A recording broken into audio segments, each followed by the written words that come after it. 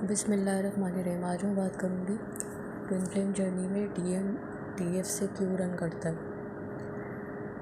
Actually ये जब journey में आप होते हैं और जब आपका बबल फेस चलता है तो फिर उसके बाद डीएम आपसे रन करने लगता है, क्योंकि ये एक डिवाइन जर्नी है और इसमें डीएम के साथ जो आपका कनेक्शन है वो डिवाइन कनेक्शन है। तो इसमें उसके पीछे भागना और उसको चेज़ करना, ये जर्नी इससे रिलेटेड नहीं है।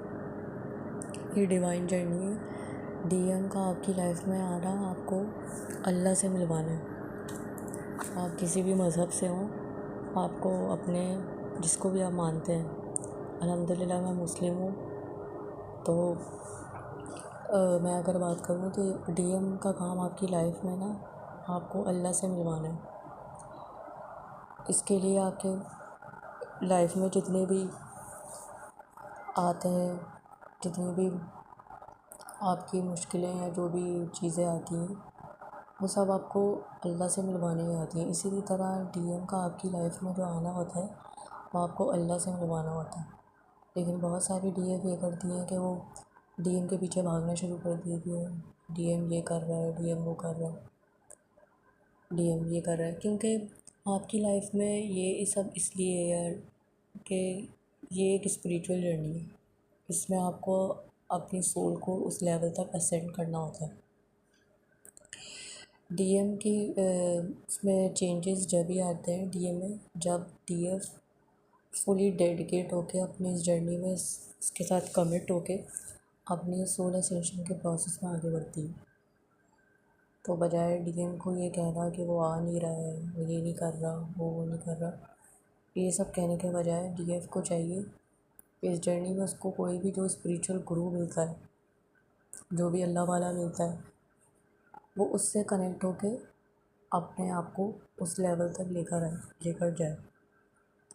डीएम के पीछे भागने की ये जर्नी नहीं है, लेकिन 80 to 90% डीएफ जो है वो डीएम के पीछे भाग कर ही अपना टाइम वेस्ट करते रहते हैं।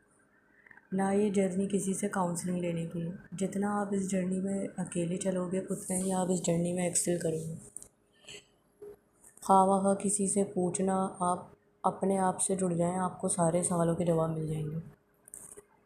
तो इस जर्नी में अल्लाह ताला आपसे ये कहते हैं कि या तो ये काम तुम खुद कर लो या तो तुम मुझसे करवा लो। अगर ये काम आप तो अल्लाह के कर देंगे और सरेंडर मोड पे रहेंगे तो वो आपके लिए अच्छा है, क्योंकि अगर आप खुद करने की कोशिश करेंगे तो डीएम आपको रिजेक्ट ही करेगा। लेकिन आप अल्लाह के ऊपर छोड़ेंगे और अल्लाह के ऊपर तवक्कुल और सब्र करके बैठेंगे तो अल्लाह ताला ख़ुद उसको जो है वो आपकी तरफ लेकर आते हैं। ये जर्नी है ही सब्र और तवक्कुल की। जितना आप इसमें सब्र करेंगे और जितना आप अल्लाह ताला के ऊपर यकीन रखेंगे तो आपको ये देखने को मिलेगा कि उसके अंदर चेंजेस भी आ रहे हैं और वो जो है उसमें पहले जैसे वो था वो अब चेंज हो रहा है। तो ये सब आप, क्योंकि डीएफ जो होती है उससे स्पिरिचुअल वर्क करवाया जाता है और डीएम जो है वो कार्मिक वर्ल्ड में अपने अकाउंट क्लियर करते हैं। तो जैसे जैसे डीएफ सोल असेंशन के प्रोसेस में आगे बढ़ती है या वो अपना स्पिरिचुअल वर्क करती है तो वैसे वैसे डीएम की लाइफ में भी चेंजेस आने लगते हैं। ऐसा नहीं होता है कि आप काम करें, लेकिन आप जो है इस जर्नी में अपने आप को हर ख्वाहिश से आज़ाद रखें। आप अल्लाह ताला से, अल्लाह वालों से इसलिए नहीं जुड़े कि आपको डीएम चाहिए, आप इसलिए जुड़े क्योंकि वो आपको मिलवाने ही अल्लाह से आए हैं फुली डेडिकेट होके। क्योंकि आप इस जर्नी में ना अल्लाह ताला को प्रायोरिटी जितनी बनाएंगे ना उतना ही उसमें अच्छा है। बाकी सारी चीज़ों को आप पीछे रख दें, चाहे वो आपका डीएम ही क्यों ना हो। आप जिस मकसद के तहत वो क्या आपको बताने के लिए आया है वो मकसद है अल्लाह। तो आप अल्लाह, उसके रसूल सल्लल्लाहु अलैहि वसल्लम, इन सब जितनी अपनी दीन की चीज़ों से मोहब्बत करेंगे, उनसे जुड़ेंगे, वही आपके लिए अच्छा है और उसी के लिए आप आए हैं दुनिया में। तो इन सारी बातों को छोड़ कर के डीएम थर्ड पार्टी में डीएम मुझसे बात क्यों नहीं कर रहा है, इन सब चीज़ों को छोड़कर आप ज़्यादा से ज़्यादा कोशिश अपने ऊपर और अपने ऊपर फोकस रखें। और अब आप देखें कि आप अपनी लाइफ में कितना अच्छे इंसान बन सकते हैं और कितना आप इस प्योरीफिकेशन के प्रोसेस में अपने आप को प्योरीफाई कर सकते हैं। तो उसमें सबसे पहले तो ये है कि आप अपनी सबसे पहले जो उसमें जो बात करते हैं लोग इनर वर्क की, तो वो इनर वर्क हम मुस्लिम्स में यही है कि हम सबसे पहले अपनी नमाज़ों की पाबंदी करें। नमाज अपने ऊपर लाजिम कर लें कि कोई नमाज हमारी नहीं छूटेगी। पहले जैसे पढ़ते थे उससे ज़्यादा हम खुशू और दिल से नमाज़ पढ़ें। तो सबसे पहले हमें अपनी प्रायोरिटी जो है अल्लाह को बनाना है और अपनी इस ज़िंदगी में हमने सोच लेना है कि हमने बाकी सारी दुनिया और उनसे पहले हमने अल्लाह को अपनी प्रायोरिटी में रखना है। तो जैसे जैसे आप अपनी स्पिरिचुअल जर्नी में और अपने ऊपर काम करते चले जाएंगे और अपने दीन मज़हब से जुड़ते चले जाएंगे, यही आपके इस दुनिया में आने का मकसद है। तो उस मकसद को समझना बहुत ज़रूरी है। तो अपनी सबसे पहले जो है वो अपनी डीएम के पीछे भागने के बजाय अपने उस मकसद के पीछे और उस असल के पीछे भागा जाए जिसके लिए वो आपकी लाइफ में आया है। क्योंकि डीएफ की लाइफ में जो चैलेंजेस होते हैं ना, वो शुरू से ही होते हैं। ऐसा नहीं होता है कि वो शुरू से बहुत कोई अच्छी लाइफ अप एंड डाउन वाली लाइफ उसकी चलती है। डीएफ की लाइफ शुरू से ही डिफ़िकल्ट होती है। तो उसको इस दुनिया में फ़ील नहीं होता कि वो इस दुनिया के लिए आई है। बचपन से उसको एक रहता है कि ये मैं कहाँ हूँ, या यानी कि मेरा कोई काम है यहाँ पर या मेरा कोई मकसद है यहाँ पर।